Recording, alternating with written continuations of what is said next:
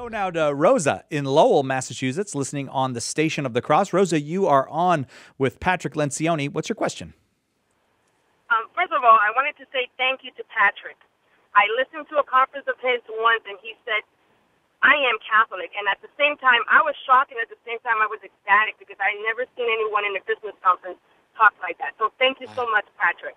My question is, how do people take that from you when you say that? When you come out of the conference, do people say anything to you? Yes. In fact, thank you very much, Rosa. They almost always do. And usually they come to me and they say, thank you for doing that.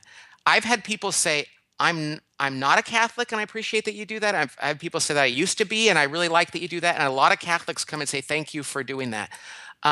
More often than not, because we all feel afraid to do that, when somebody does that publicly, it gives people hope and courage to do it themselves. I started doing a lot of speaking at evangelical churches, at leadership conferences. And I always decided that I would come out and I would announce that I was Catholic. And I will tell you a story. I once actually there's a mega church that asked me to be their preacher. Now, that's not something I can do in a Catholic church because I'm not a priest. And I called the priest and I said, am I allowed to preach at a Protestant church? And they said, yeah, absolutely. And so I went there and I got up. There might have been 5,000 people in the congregation.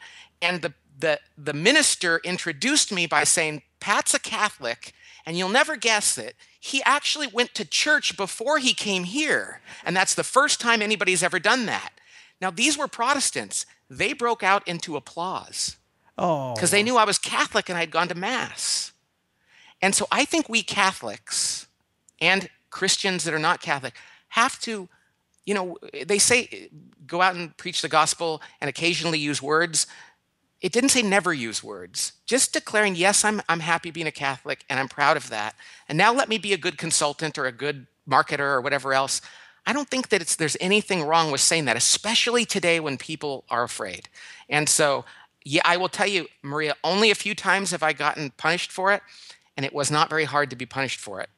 I've never had it be what I thought. I will tell you, I did have a company tell me not to mention God in one of my talks.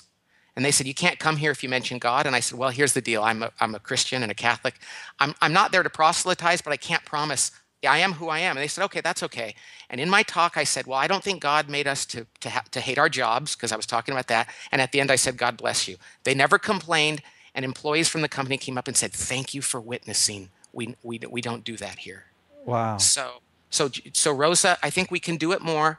And you know what Jesus said in the Beatitudes, and when they do persecute us for it, let's rejoice because our reward will be great in heaven. Now, it's not always easy for me, but I've always found it to be not as bad as I thought.